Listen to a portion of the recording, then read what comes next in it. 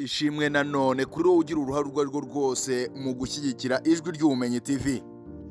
Kuri twe rero isezerano n'umwenda, komeza ubane natwe.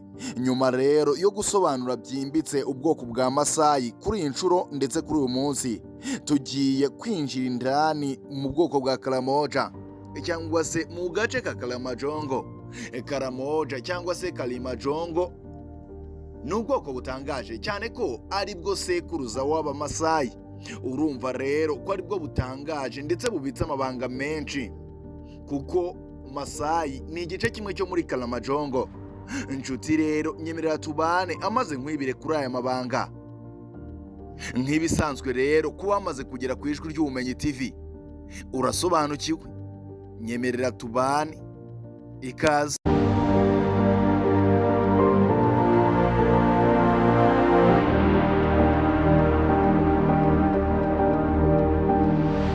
Nyemerera kandi twinjirane neza mu mateka y'umuryango nyakuru wa Kalimajongo cyangwa se kalamoja.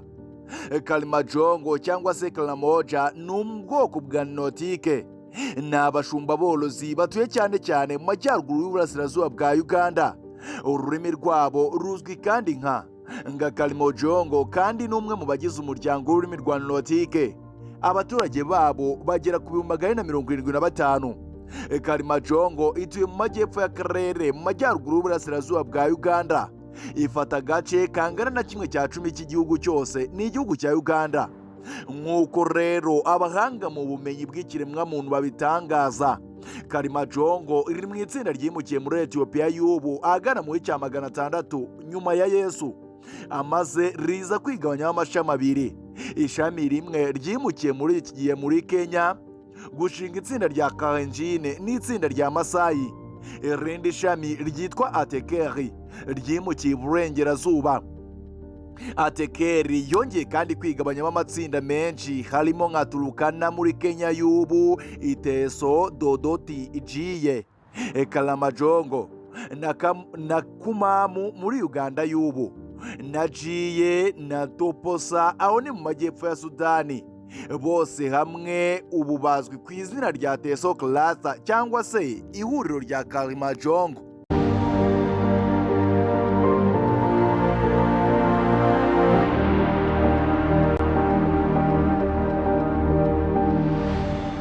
Nyamara kandi bavuga ko Kalimajongo yari izwi imbere nka Jiye.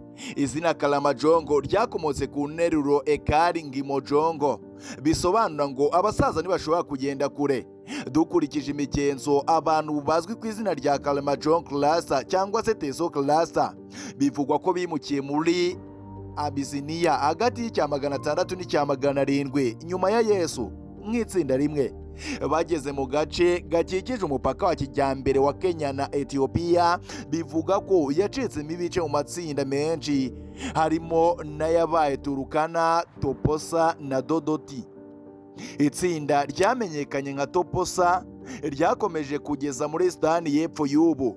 Dodoti yatuye muri Apuhe mu majyaruguru ya Kalamoja y'ubu. Turukana yatuye muri Kenya aho bagumye kugeza na n'ubu, kandi Jiye muri Uganda uyu munsi batekereza ko yatandukanye nabo.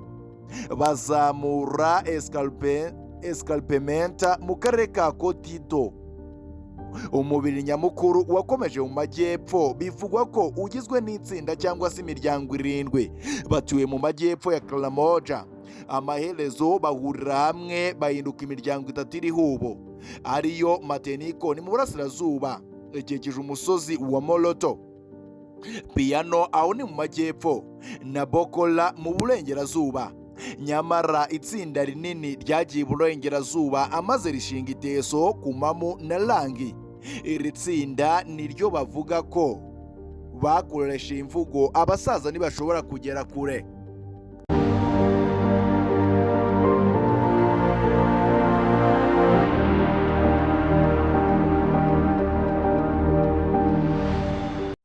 Nyemerera nanone twinjire kandi mu muco gakondo wa Kalimajongo. umuco wa gakondo wa Kalimajongo izwiho kuba urwanyi intagondwa kandi nta bunyarugomo cyane. Uru ni itsinda ry'abantu bagituye kandi bakurikiza imibereho yabo gakondo, bazwi nk'abashumba b'inzererezi batuye mu turere twa kure two mu karere ka Kalimajongo cyangwa se Kalamoja gaherereye mu majyaruguru ya Uganda, aka gahana imbibi na Kenya ndetse na Sudani y'Amajyepfo. Ba Kalimajongo bazwiho kuba badafite umuco, banze guhindura imibereho yabo, baracyabaho mu buzima bwabo gakondo kuva kera ndetse kugeza ibuye. Mbere y'ubu umuco utwara isi cyangwa se umuco wa gikoroni, abo niba wemera kandi bateze no kuwemera. Babaye hano imyaka myinshi, bakora ibikorwa byabo no gukurikiza imyizerere yabo gakondo nk'uko bigaragara mu mafoto ari muri iki kiganiro.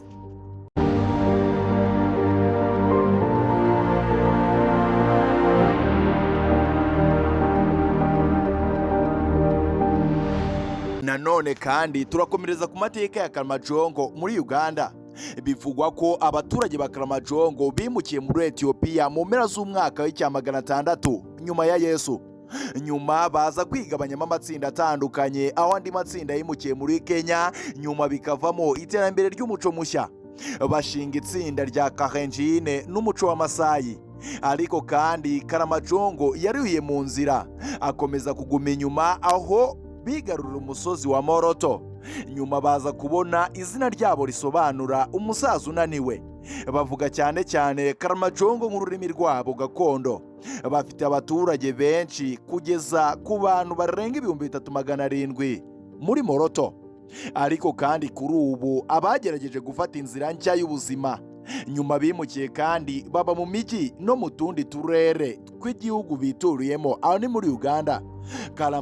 Kalamoja ni kamwe mu turere twa kure muri Uganda, kandi ntabwo yakira abashyitsi benshi basura aho hantu. Ariko kandi bitewe n'uko parike y'igihugu ya Kidepo, aho ni muri Uganda, iherereye hafi y'akarere ka Moroto, ushobora kandi gufata umwanya ugasura abaturage ba Kalimajongo. Nyemerera unyizere, uzakura uburambe, uzahura n'ubwoko bukwiriye guhura nabwo, ndetse kandi guhura n'iri tsinda ry'abantu bafite imyizerere ikomeye kandi abantu bakunze kubona umuco mu mico yabo ndetse n'imigenzo gakondo yabo. Bizaguha inyungu nyinshi mu bumenyi.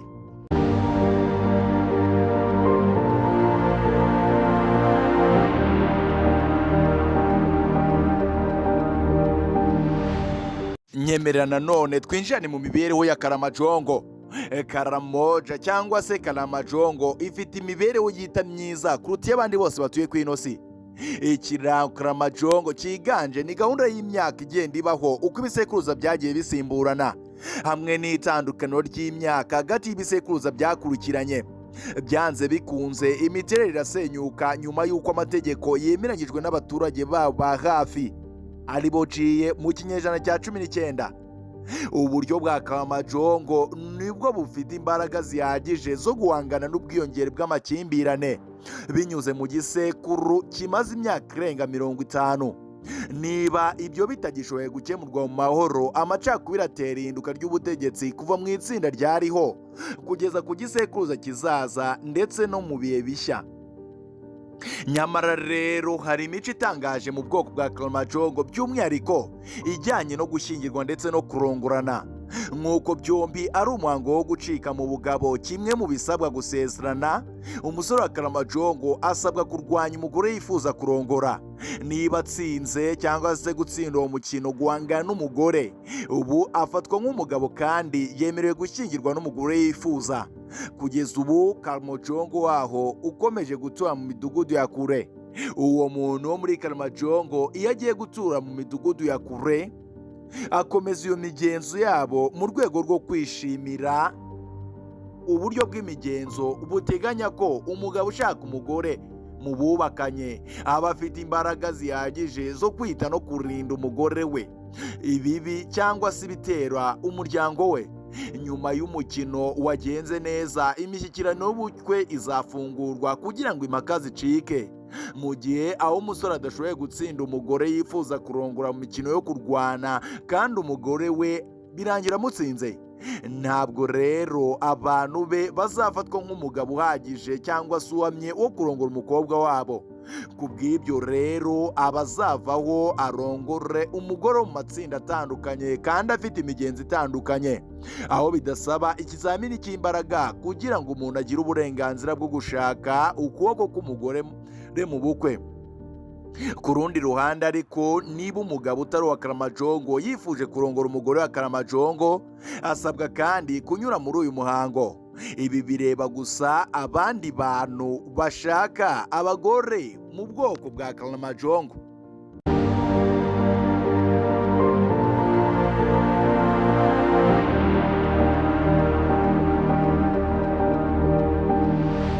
Uranyemerere kandi twinjirane mu muco wa Kalimajongo.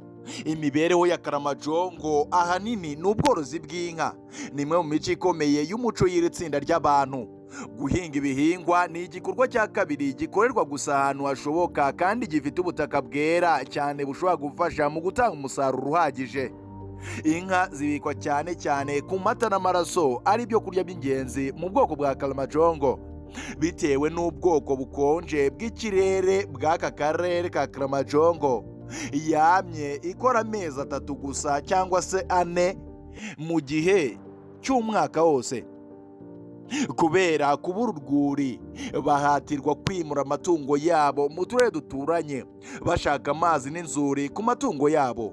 Ubuzima bwa Kalimajongo buterwa n'amazi n'inzuri, bikaba byaratumye bimukira ahantu hatandukanye, nyuma bakaza guhura n'andi moko, aho ndetse bamwe muri bo bimukiye gutura ahandi hantu mu bihugu byabo.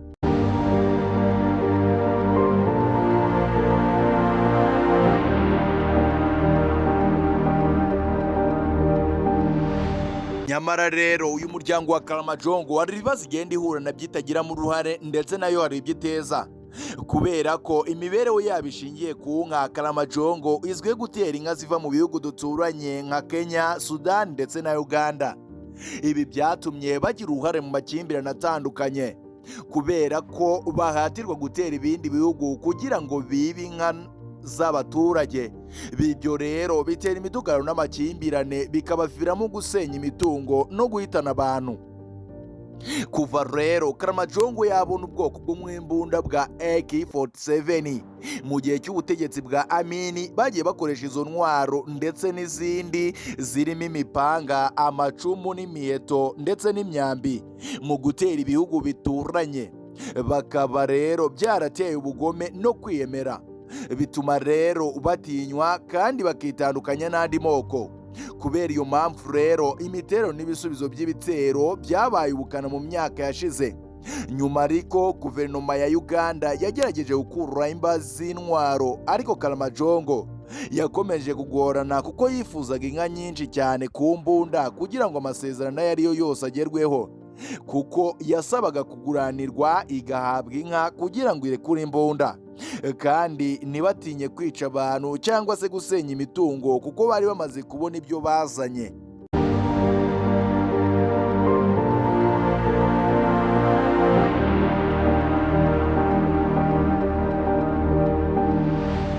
Ngwino kandi dutemberane kandi tugirane urugendo muri manyato ya Kalimajongo.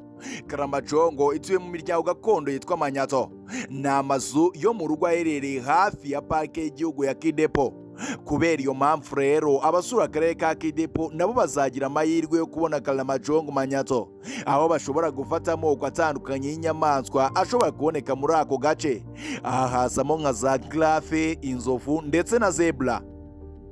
Ukurikiranye kwe mukino uzagira kandi amahirwe yo gusura abaturage ba Kalimajongo, aho uzasobanukirwa byimazeyo imigenzo yabo, amateka mu buzima bwabo ndetse n'ibindi biberekeyeho. Ndetse na nyuma y'abakoloni bahageze, uyu muryango w'abantu wasigaye inyuma wanze kwakira umuco mushya. Usibye kuririmba no kubyina bazengurutse umuriro wubatswe, bazerekana imbyino zabo gakondo, na n'ubu zikaba zikorwa n'abadamu. Ntugomba rero gutambutsa uburambe butangaje mu gihe uri mu rugendo cyangwa se uri ku isafari muri Uganda. Waba usuye parike y'igihugu ya Kidepo cyangwa se umuryango wa Kalimajongo by'umwihariko. Kubera ko rero Kalimajongo ari agace k'ubutayu, ugomba gutekereza ku bushyuhe bwo hejuru muri parike y'igihugu ya Kidepo kugira ngo ugire ibihe byiza mu gihe cyo gusura umuco. Ugomba kugira ibikenewe by'ibanze kugira ngo wirinde kurumwa n'udukoko. Uzakenera kandi kwambara imyenda yoroshye ndetse naho ni mu rwego rwo kugira ngo wirinde ubushyuhe.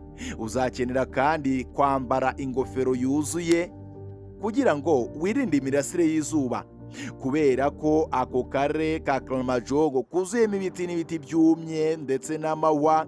Uzakenera kandi kwambara imyenda ikomeye kugira ngo wirinde gukuramo amahwa muri ako gace cyangwa se kwangirizwa nayo.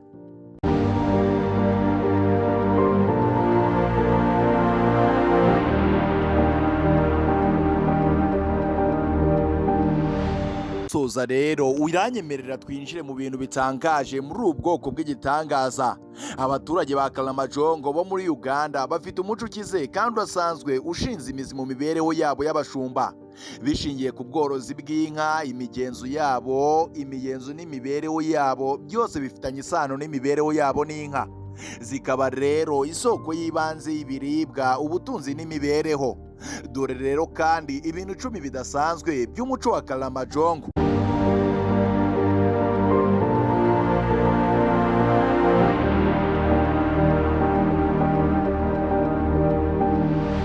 Mwanya wa mbere rero mu bintu 10 bidasanzwe muri ubu bwoko bwa Kalimajongo turasanga imibereho ishingiye ku nka. Inka rero nizo shingiro ry'ubuzima bwa Kalimajongo, zigereranya ubutunzi, imibereho myiza no gutanga ibibatunga binyuze mu mata n'amaraso. Ku mwanya wa kabiri kandi turasanga guhindura abashumba. Kubera ikirere cyumutse, Kalimajongo yimenyereza kwimuka ibihe bimwe na bimwe n'ubushyo bwabo. Bimuka kugira ngo babone ubwatsi bwiza ndetse n'amasoko y'amazi. Ni mu rwego rwo kugumya kwita ku nka zabo. Ku mwanya wa gatatu kandi turasanga ubwubatsi budasanzwe buzwi ku izina rya manyato. Batuye mu ngo zikomejwe zitwa manyato, zubatswe n'ibikoresho byabo nk'ibyondo, ibyatsi n'amase, kandi bikikijwe n'inzitiro z'amahwa kugira ngo zirinde. Turasanga rero ku mwanya wa kane imyambarire yabo idasanzwe. Abagabo n'abagore bombi bambara imyenda y'amabara yashuka, akenshi irimbishijwe amasaro akomeye yerekana imiterere yihariye n'imibereho. Nyamara kandi ku mwanya wa gatanu turasanga ubuyobozi bw'abasaza. Abakuru rero bafite imbaraga zikomeye zo gufata ibyemezo mu baturage, cyane cyane mu bibazo by'ubukwe, amanama n'imibereho. Ku mwanya wa gatandatu mu bintu bitangaje kandi bidasanzwe mu bwoko bwa Kalimajongo cyangwa se kalamoja, turahasanga sisiteme yo gukingirwa. Inka rero zigira uruhare runini mu biganiro by'ubukwe. Umuryango w'umukwe utanga igiciro cy'umugeni w'inkwano ku muryango w'umugeni, akenshi mu buryo bw'inka, ndetse iteka ryose hatangwa inka. Ku mwanya wa karindwi rero turahasanga umuziki n'imbyino gakondo. Kalimajongo ifite umuziki n'imbyino zikomeye, bikunzwe gukorwa mu gihe cy'imihango, guterana kwabo, ndetse kandi igitangaje kuruta ibindi, mu bihe by'ibirori n'ubukwe abagabo n'abagore bitabira mu buryo butandukanye. Aha habanza kugenda abagore bakabanza no gutegura abagabo bari bwakirirwe, hanyuma ikirori cy'abagore kikarangira cyangwa se kigahumuza, abagabo nabo bakitabira icyabo kirori. Ku mwanya wa munani turasanga kwihangana mu muco. Nubwo bigezweho kandi bigira ingaruka hanze, Kalimajongo yakomeje ahanini imibereho yabo gakondo, ikomeza imigenzo, imiziririzo n'imibereho. Ku mwanya wa 9 rero turasanga imikoranire ya Kalimajongo n'andi matsinda. Imibereho yabo yimuka yatumye habaho imikoranire n'andi moko, bibagiraho ingaruka ku muco wabo no kumenyekanisha ibintu bishya. Mu gihe runaka bagenda binjirwa mu muco wabo gakondo. Ku mwanya wa 10 ari naho wa nyuma turasanga ururimi gakondo. Kalimajongo bavuga ururimi rwabo rukumbi nka Kalimajongo, ururimi rwa Notike rwo mu muryango w'ururimi rwa Nilo Sahara.